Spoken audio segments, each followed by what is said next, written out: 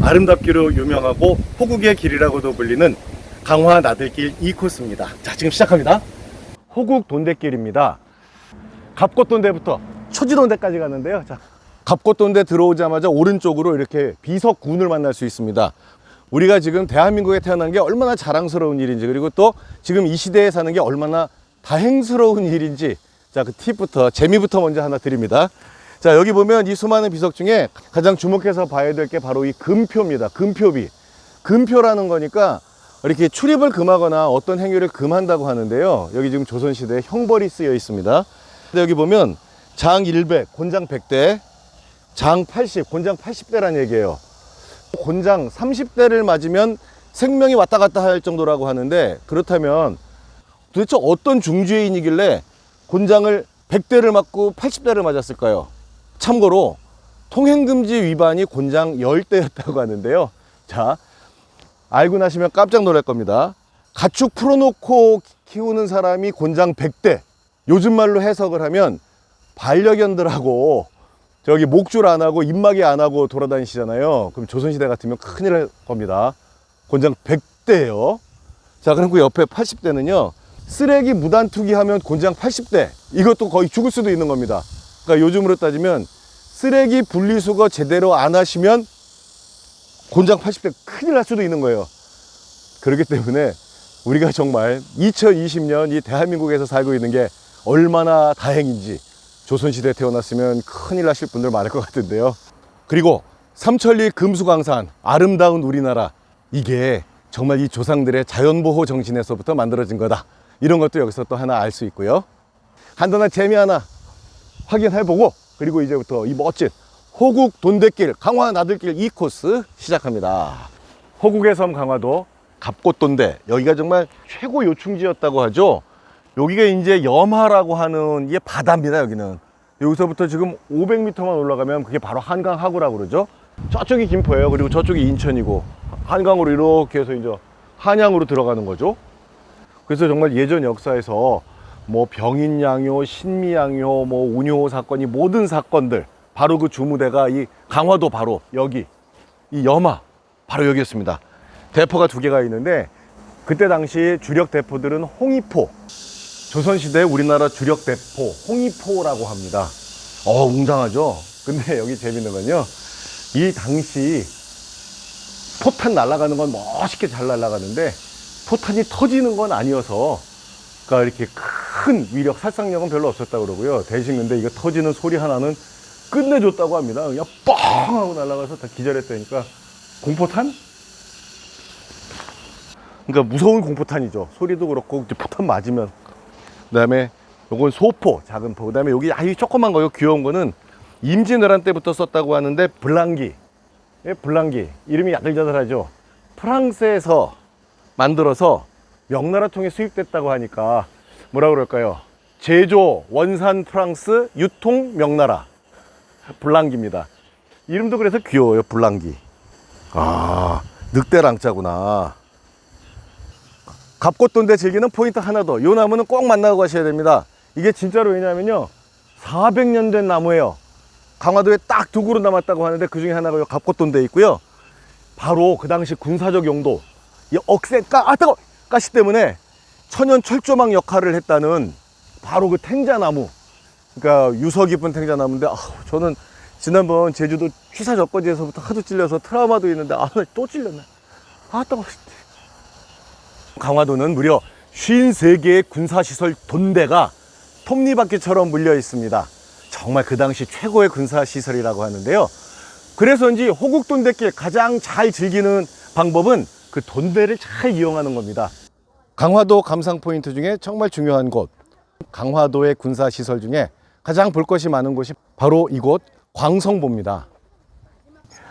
강화도 돈대 중에 제가 개인적으로 가장 멋있다고 생각하는 게 바로 이 용두돈대입니다.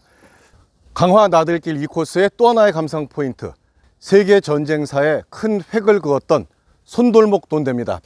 광성보에서 용두돈대, 손돌목 돈대를 향해 가는 길에 이렇게 쌍충비각과 무명용사들 비가 있는데요. 이 쌍충비각, 신미양요 때 나라를 지킨 어제연, 어제순 장군을 모신 것이고요. 또 여기 무명용사비는 그 당시 이름 없이 쓰러져 가신 우리 순국 소녀들을 모시는 그런 길 있는 비인데, 바로 아래 신미순의 총 그 무덤이 있습니다. 신미양요 때 이 나라를 구하려고 목숨을 바치신 총 51분이 7기의 무덤에 이렇게 합장되어 있습니다. 신원을 알 수 없어서 이렇게 합장을 했다고 하는데요. 자, 바로 위에 그때 당시 격전지 흔적들, 특히 손돌목 돈대, 여기에서 세계 전쟁사의 기록이 하나 나옵니다. 손돌목 돈대입니다. 당시 세계 최강 미 아시아 함대 로저스 함대 미국 해병대가 바로 이 손돌목 돈대에서 첫 번째 패배를 기록하게 됩니다. 1861년부터 1865년 남북 전쟁을 통해서 세계 최강의 군대와 무기를 가지게 된 미국. 당시 구식 무기로만 상대를 하던 우리는 30분을 못 버텼다고 하는데요. 근데 놀랍게도 48시간 만에 미국 로저스 함대는 이곳에 있던 장수기를 뺏어서 도망치듯 여기를 떠나게 됩니다. 미국 해전사에 이렇게 기록이 되어 있다고 합니다. 미 해군 사상 최초의 실패. 무기가 아무리 뛰어나도 죽음을 불사하는 그 정신을 이길 수는 없는 거겠지요. 이 51분의 무명용사들, 순국 선열들께서 신미양요 때 어떻게 싸웠는지는 미국 해전사에 기록이 되어 있다고 합니다. 항복을 모르는 군대, 포로가 되는 것이 수치스럽다고 목숨을 버리는 것을 더 자랑스러워하는 군대, 도저히 이해할 수가 없는 군대, 이렇게 쓰여 있다죠. 물살 빠르기로 유명한 바로 여기가 이 염화 손돌목인데, 목이라는 이름이 들어가면 뭐 진도 울돌목 이런 것처럼 물살 정말 장난이 아닌 것인데요. 자, 바로 여기가 용두돈대. 용의 머리처럼 저 돈대가 이 염화를 통해 들어오는 적들을 다 막으면서 화염을 토한다, 그런 모습인 것 같거든요. 가장 요충지에 가장 멋지게 지어놓은 게 바로 이 용두돈대입니다. 돈대라는 것은 망을 보는 망로와 포를 쏘는 포루의 역할을 합쳐놓은 군사시설입니다. 이렇게 원형인 곳에 이렇게 담장을 짓고 이곳에서 한 개 소대 정도의 병력이 주둔하면서 이 적과 대치하고 공격을 할 수 있는, 방어를 할 수 있는 그런 군사시설이라고 하는데요. 망로의 역할, 망을 보는 역할을 했으니까 당연히 가장 경치가 좋은 곳에 이 돈대가 만들어졌을 게 틀림이 없습니다. 그러니까 지금도 강화도의 풍광을 잘 감상하려면 이 돈대를 잘 이용하는 게 역시 최고다, 이런 얘기겠죠. 이 용두돈대에서 저쪽으로 덕진돈대, 초지돈대가 있습니다. 아니, 이렇게 중요한 군사시설이면 빼곡히 짓지 왜 이렇게 띄엄띄엄 지었을까요? 아니, 성벽을 지은 것도 아니고 돈대면 충분하다는데. 근데 여기서 또 중요한 게요, 돈대와 돈대 사이의 거리는 1km에서 1.5km가 지켜져야 된다고 합니다. 너무 이렇게 띄엄띄엄 멀어도 안 되고요, 또 이렇게 너무 가깝게 지어도 큰일 난다고 하는데요. 그 이유가 뭘까요? 여기가 광성포대입니다. 그러니까 저쪽으로 지금 용두돈대가 보이거든요. 자, 아까 돈대와 돈대 사이의 거리라 강화도 감상 포인트, 돈대 사이의 거리, 그 비밀은 덕진돈대 가서 한번 찾아보겠습니다.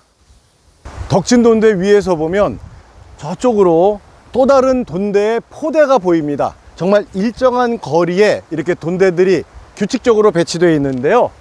이게 혹시 망루 기능이니까 서로 인간의 가시거리일까? 이건 뭐 완전히 틀린 거고요. 이 돈대라는 게요, 임진왜란 이후 숙종 때, 그러니까 약 1690년대쯤 만들어진 거니까요, 그 당시 화포 거리를 생각해 보면 됩니다. 화포 사거리가 한 700m쯤 됐다고 하니까 그 화포들끼리 교차 사격이 가능한 거리만큼을 일정하게 뛰었다는 거예요. 그러니까 이 돈대가 아무리 중요한 군사시설이라도 너무 멀리 떨어져 있어도 안 되겠지만 너무 가까이 붙어도 안 되겠죠. 왜냐하면 아군끼리 잘못하면 진짜 큰일 나거든요.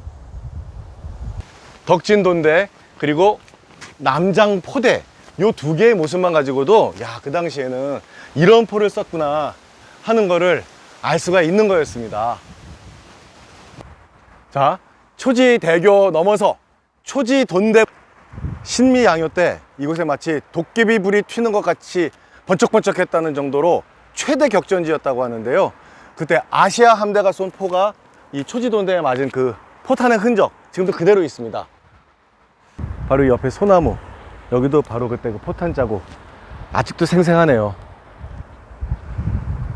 초지진 여기까지 오면 이제 갑곶돈대에서 초지진까지 강화 나들길 2코스 호국의 길 이제 다 한번 돈 건데요.